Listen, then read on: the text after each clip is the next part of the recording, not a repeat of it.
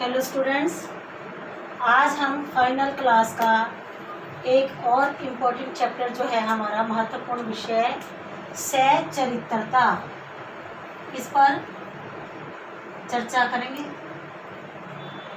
ठीक है, सहचरित्रता यानी कि इंग्लिश में इसे इंटीग्रिटी शब्द कहा जाता है। ठीक है, इंटीग्रिटी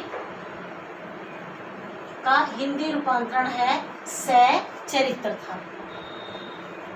भारत जैसे प्रशासन को सुचारू रूप से चलाने के लिए जो है लोक प्रशासन की व्यवस्था की गई है, और किसी भी लोक प्रशासन को चलाने के लिए जरूरी है कि उसमें काम कर रहे कर्मचारी जो हैं वो सहचरित्रता युक्त हों। कहने का अभिप्राय है कि वो उनके अंदर किसी प्रकार की से भ्रष्ट होने की भावना उनके अंदर ना हो, क्योंकि किसी भी प्रशासन को सफल बनाने के लिए जरूरी है कि उसमें काम कर रहे कर्मचारी ईमानदार हो, कर्तव्यपरायण हो, अपने कार्य में दिलचस्पी रखने वाले हों, लगन से कार्य करने वाले हों, क्योंकि इसके बगैर कोई भी प्रशासन अपनी बुलंदियों को नहीं छू सकता।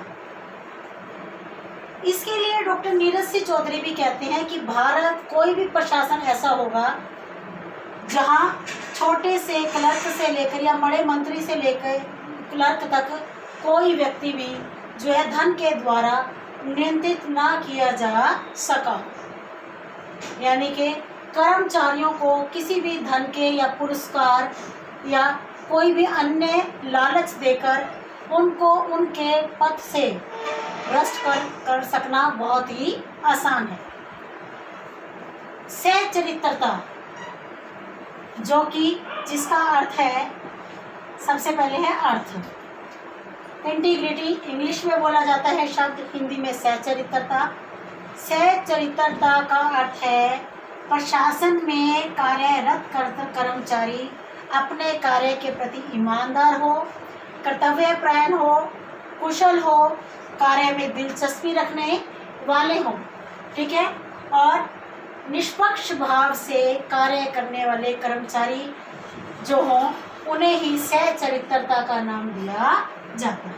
ठीक है, वो सभी कर्मचारी जिनमें ये सारे गुण हो, उनसे युक्त गुणों वाले व्यक्तियों कर्मचारियों को सहचरित्रता उनके अंदर होनी आवश्यक है।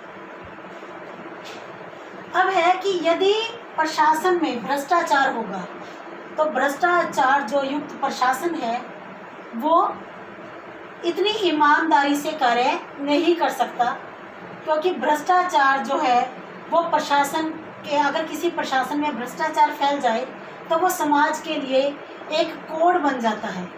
ठीक है, और वो प्रशासन जो है किसी भी समाज के लिए किसी भी प्रकार के कार्यों को अच्छे से सफलतापूर्वक पूरा नहीं कर सकता। अब प्रश्न ये उठता है कि किसी भी प्रशासन में सहचरित्रता की आवश्यकता क्यों है? प्रशासन में सहचरित्रता की आवश्यकता को क्यों महसूस किया गया? इसमें सबसे पहला कारण है भ्रष्टाचार को समाप्त करने के लिए। जब देश स्वतंत्र हुआ उस समय बहुत कम जो है ज़्यादातर कर्मचारी जो है, और स्वतंत्र होने के बाद जब देश का विभाजन हुआ तो बहुत सारे योग्य कर्मचारी जो है वो पाकिस्तान चले गए। ठीक है, तबादला हो गया, इधर से उधर चले गए, और ऐसी स्थिति में जो निम्न वर्ग के कर्मचारी थे, जो निचले स्थानों पर थे, निम्न स्तर पर थे, उनको उस स्तर पर पदोन्नत किया गया, लेकिन वो इतने योग्य नहीं थे, लेकिन उनका प्रमोशन कर दिया गया। उन्होंने अपने कार्य को भ्रष्टाचार तरीके से किया। प्रशासन को भ्रष्टाचार से बचाने के लिए, प्रशासन से भ्रष्टाचार को समाप्त करने के लिए जो है सहचरित्रता की आवश्यकता को महसूस किया गया। दूसरा था शक्तियों के दुरुपयोग को रोकने के लिए, शक्तियों का दुरुपयोग ना हो, उसके लिए भी प्रशासन के अंदर सहचरित्रता की आवश्यकता को महसूस किया गया।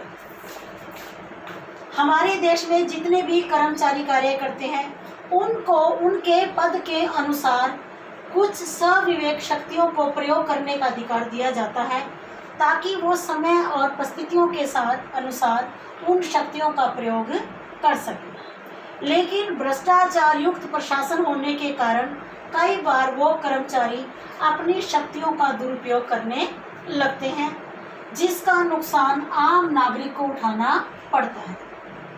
ऐसी स्थिति में कर्मचारियों की शक्तियों का दुरुपयोग ना हो, वो अपनी शक्तियों का गलत उपयोग ना करें, इसको रोकने के लिए भी प्रशासन में सहचरित्रता की आवश्यकता को महसूस किया गया। अगला पॉइंट है जनता में प्रशासन के प्रति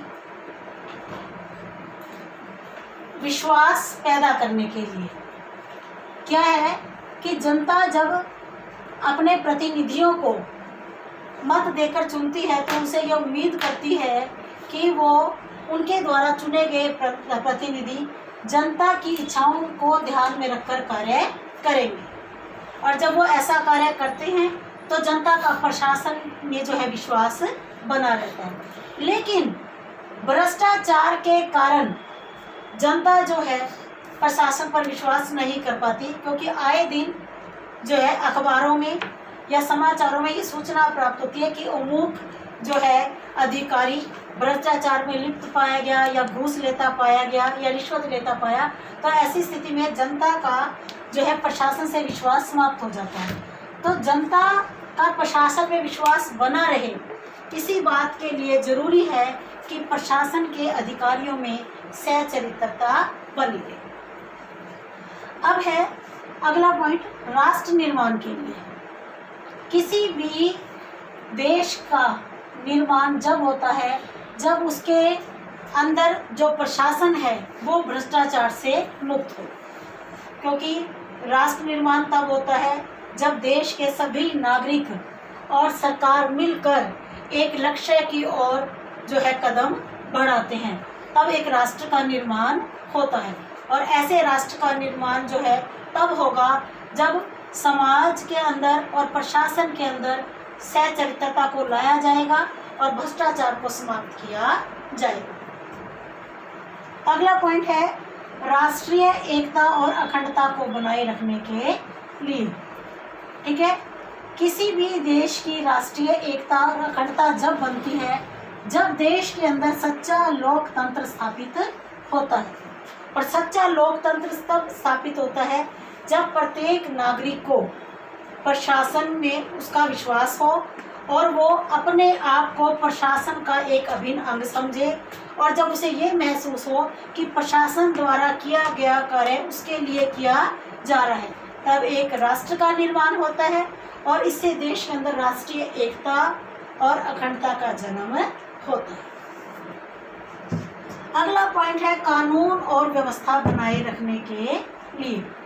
कानून और व्यवस्था को बनाए रखने के लिए आवश्यक है कि देश के अंदर अनुशासन बना रहे, और अनुशासन तब बना रहेगा जब देश के और प्रशासन के अंदर कार्यरत कर्मचारी सहचरित्रता से ईमानदारी से कर्तव्यों को पूरा करेंगे और भ्रष्टाचार का सहारा नहीं लेंगे, और अनुशासन जो है बनाए रखेंगे।